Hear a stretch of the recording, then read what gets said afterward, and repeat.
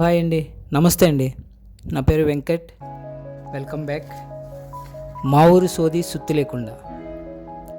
మంచి మాటలు కొన్ని, నిజాలు మరిన్ని.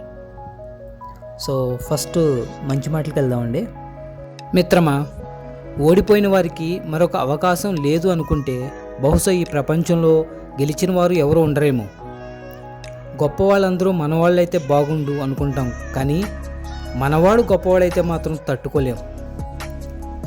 జీవితంలో కోల్పోవడం ఉండదు, నేర్చుకోవడం మాత్రమే ఉంటుంది. మిత్రమా, ఇది నీ జీవితం. నీకు నచ్చిన పని చేయి, నీకు నచ్చినట్లుగా ఉండు, ఎవ్వరి గురించి ఆలోచించకు. ఒక మనిషి చనిపోతే 2 రోజుల్లో మర్చిపోయే జనం మధ్యలో ఉంటున్నాం మనం. కాబట్టి ఎవరిని ఇంప్రెస్ చేయాల్సిన అవసరం నీకు లేదు. మన లక్ష్యం ఎంత ఉన్నతమైనది అయితే మనకు ఎదురయ్యే సవాళ్ళు కూడా అంతే కష్టంగా ఉంటాయి. సంకల్ప శక్తిని ఈ ప్రపంచంలో ఏ శక్తి ఓడించలేదు. ఒక్కొక్కరి జీవితం ఒక్కోలా ఉండడానికి కారణం వారి ఆలోచన విధానం. ఆలోచనలు సరిగ్గా ఉంటే జీవితం కూడా సరిగ్గానే ఉంటుంది. మనం ఐఏఎస్ అయినా, ఐపీఎస్ అయినా, లేక నెలకు ₹1,00,000 సంపాదించే సాఫ్ట్వేర్ ఉద్యోగమైనా సరే, మన ఊరి నుంచి వచ్చేటప్పుడు నాన్న అడిగే మాట ఏంటో తెలుసా? ఎరా నాన్న, ఖర్చులకు డబ్బులున్నాయా అని కదా.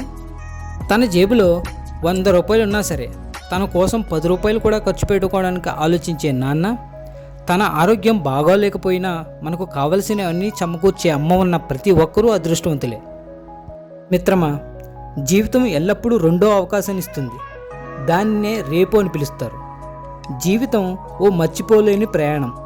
ఆ ప్రయాణంలో నువ్వు నేర్చుకోవడానికి, నీకు నేర్పించడానికి కొన్ని అనుభవాలు, కొత్త పరిచయాలు, విలువైన పాఠాలు, నిన్ను హెచ్చరించడానికి గుణపాఠాలు ఎదురవుతూనే ఉంటాయి. వాటిని ఎప్పుడూ మర్చిపోవద్దు. జరిగిపోయిన దాని గురించి ఎప్పుడూ ఆలోచించవద్దు. ఎందుకంటే మనకు జరిగే మంచి మనకు ఆనందాన్ని ఇస్తే, జరిగిన చెడు అనుభవాన్ని ఇస్తుంది. ఎప్పుడు సమయాన్ని వృధా చేసుకోకు. ఎందుకంటే నీకు ఉన్నది ఒకటే అవకాశం, ఒకటే జీవితం. మిత్రమా, ఆలోచన, ఆచరణ ఈ 2 మాత్రమే మనల్ని ఉన్నత స్థాయికి తీసుకెళ్ళగలవు. అరిస్తే గెలిచినట్టు కాదు, మౌనంగా ఉంటే ఓడిపోయినట్టు కాదు. సమయానికి తగ్గట్లు నడుచుకోవడమే మనిషి లక్షణం. ఆశతో ఉండేవాడు రాత్రి సమయంలో వెలుగునిచ్చే వెన్నెలను చూసి ఆనందిస్తాడు. కానీ ఆశతో ఉండేవాడు ఆ వెన్నెల ఎంత దూరంగా ఉందో ఆలోచిస్తాడు. అంబాసిడర్ కారులో వెళ్ళినప్పుడు కాదు, అంబులెన్స్లో వెళ్ళినప్పుడు తెలుస్తుంది జీవితం అంటే ఏమిటో. విద్యను సముపార్జించేవారు శ్రమ పడాల్సిన అవసరం లేదు. కేవలం ఏకాగ్రత మరియు అంకితభావం ఉంటే చాలు. స్వర్గాన్ని, నరకాన్ని ప్రత్యేకంగా చూసిన వారు ఎవ్వరూ లేరు. అందరితో కలిసిమెలిసి ఉంటూ ఆనందంగా, తృప్తిగా జీవించడమే స్వర్గం. లేనిపోని ఆశలకు పోయి బాధపడటమే నరకం.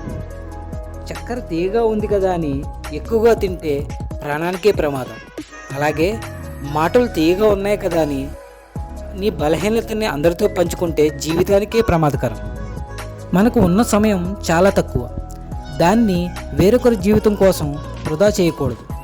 ప్రతి అడుగులో నీకు అవమానం ఎదురైనా, ప్రతి సందర్భంలో నీ అసమర్థతను వేలెత్తి చూపినా, ఎండగట్టినా, ఈ సమాజంలో నువ్వు పోరాడాల్సింది నీతోనే, గెలవాల్సింది నీపైనే. నీతో నువ్వే యుద్ధం చెయ్యాలి. నీ గెలుపు మార్గంలో ప్రత్యర్థి ఎలా ఉండాలంటే అన్నింట్లోనూ ముందుగా, చురుగ్గా, తెలివిగా ఉండాలి.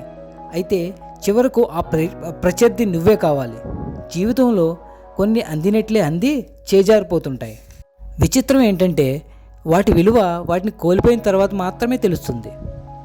మిత్రమా, ప్రపంచం అంతా నిశ్శబ్దంగా నిద్రపోతున్న సమయంలో మీరు తిప్పే పేజీల చప్పుళ్ళు భవిష్యత్తులో విజయాన్ని సాధించిన తర్వాత ప్రపంచం కొట్టే చప్పట్లు కావాలి. నీకు కావలసిన దానికోసం శ్రమించకుండా పోగొట్టుకున్న దాని గురించి ఏడవటం మూర్ఖత్వం అవుతుంది. సాహసయాత్రల సంగమమే ఈ జీవితం. జీవితాన్ని అనుభవిస్తూ, ఆస్వాదిస్తూ ముందుకు సాగాలి.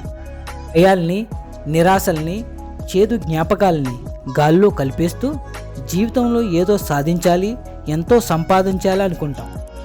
కానీ అనే పదంతో ఎంతోమంది ఆగిపోతారు. ఆ కానీ అనే పదాన్ని పక్కన పెట్టి ముందుకెళ్తే విజయం తప్పక సిద్ధిస్తుంది. జీవితంలో ఎంతో విలువైనది కోల్పోయినా బాధపడకు, ఎందుకంటే జీవితం అంతకంటే విలువైనది. తప్పు మన నీడ లాంటిది, మన వెనుక ఉండి నడిపిస్తుంది తప్ప మన ముందు కనపడదు. అందుకే మన ఎదుటి వాళ్ళ తప్పులను మాత్రమే వేలెత్తి చూపిస్తాం. బడిలో పాఠాల కంటే మదిలో మాటలకు బరువు ఎక్కువ. ప్రకృతిని మించిన తల్లి లేదు, తల్లిని మించిన ప్రేమ లేదు, కాలానికి మించిన గురువు లేడు. వీటి విలువ తెలియని వాడికి విజయాన్ని చూసే హక్కు లేదు. బావి లోతు అయినా కొలవచ్చు కానీ మనిషి మనసు లోతు కొలవలేం. క్రమశిక్షణ అంటే అసౌకర్య పరిస్థితుల్లో కూడా సౌకర్యవంతంగా మెలగటం. కుంటి సాకులు చెబుతూ ప్రయత్నాన్ని ఆపేస్తే ఈ జన్మలో కాదు కదా, వచ్చే జన్మలో కూడా నీ విమర్శలకు సమాధానం చెప్పలేవు. నీకు జరిగిన అవమానాలు, అవహేళన గురించి ఆలోచిస్తూ నీ సమయాన్ని వృధా చేసుకోకుండా వాటిని నీ విజయానికి మెట్లుగా చేసుకుని విజయం సాధించు. నువ్వేంటో నిన్ను విమర్శించే వారికి చూపెట్టు. జీవితం అంటే నిన్ను నువ్వు చూసుకోవడం కాదు, నిన్ను నువ్వు రూపుదిద్దుకోవడం.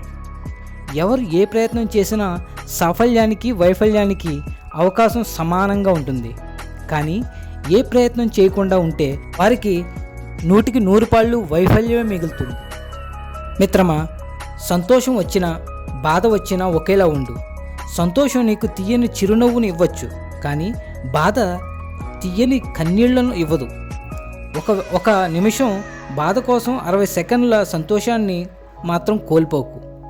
నువ్వు ప్రస్తుతం ఒక మొక్కవే కావచ్చు, కానీ చెట్టులా తప్పకుండా ఎదుగుతావు. అయితే అది సాధ్యమయ్యేది కొత్త చిగురిస్తేనే కదా. జీవితం కూడా అంతే. రోజు ఏదో ఒకటి కొత్తగా నేర్చుకుంటేనే బ్రతకగలం. మగువ వజ్రం లాంటిది. విలువ తెలిసిన వాడి చేతిలో పడితే నెత్తిని కిరీటంలో పెట్టుకుంటాడు. విలువ తెలియని వాడికి దొరికితే రంగురాయి అనుకుని వీధిలో విసిరేస్తాడు. మిత్రమా, మంచి కోసం చేసే పోరాటంలో ఓడిపోయినా అది విజయమే అవుతుంది. తృప్తిని మించిన ధనం లేదు, భక్తికి మించిన మోక్షం లేదు. మిత్రమా, ఆఖరిగా ఒక్క మాట, వైఫల్యం నిరాశకు కారణం కాకూడదు, కొత్త ప్రేరణకు ప్రారంభం అవ్వాలి. ఇది రాసి పెట్టుకో మిత్రమా. ఆ మధ్య నేను వెకేషన్ వెళ్ళినప్పుడు బండి మీద ఒక ఊరు ప్రయాణం చేస్తున్నాం, నేను మా వైఫ్. దారిలో ఒక పిచ్చగాడు ఏమండి ధర్మం చేయండి అన్నాడు. నేను వాడికి కాస్త డబ్బులు ఇచ్చి ఇలా అన్నాను, ఏమయ్యా నువ్వు యంగ్గా ఉన్నావుగా, ఏమైనా పని చేసుకోవచ్చుగా అని. అది విని అతడు ఏమీ సమాధానం ఇవ్వకుండా వెళ్ళిపోయాడు. తరువాత మా భార్య ఏమందంటే, మీకేంటి బాధ, మీకు ఇవ్వాలనిపిస్తే ఇవ్వండి, లేకపోతే మానేయండి అని. దానికి నాకు ఏ విధమైన బాధ లేదు, అయినా నాకెందుకు బాధ అన్నాను. ఇక్కడ నేను చెప్పేది ఏంటంటే, ఒక టీచరు తన స్టూడెంట్ కాపీ కొడుతుంటే వాడిని పట్టుకుని కాపీ ఎందుకు కొడుతున్నావరా అని అడిగితే దాని అర్థం కాపీ కొట్టిన వాడు మంచి మార్కులు తెచ్చుకుని టీచర్ కన్నా గొప్పవాడైపోతాడేమో అని టీచర్ ఫీలింగ్ కాదండి. అతని ఫీలింగ్ ఏంటంటే జ్ఞానం లేని ఒక అజ్ఞానిగా తయారవుతాడేమో అని అతని బాధ. ఓకే, అలాగే ఆ ముష్టివాడిని నేను పని చేసుకోవచ్చు కదా అని అంటే దాని అర్థం ఆ ముష్టివాడు బాగా సంపాదించేసి ఒక అంబానీలా తయారైపోయి నా ముందే తిరుగుతాడన్న ఫీలింగ్ అయితే కాదండి. వీటిలో భావం ఒకటే అయినా అర్థాలు మాత్రం వేరండి. ఓకేనండి, thank you so much, thank you very much. See you next week. Thank you.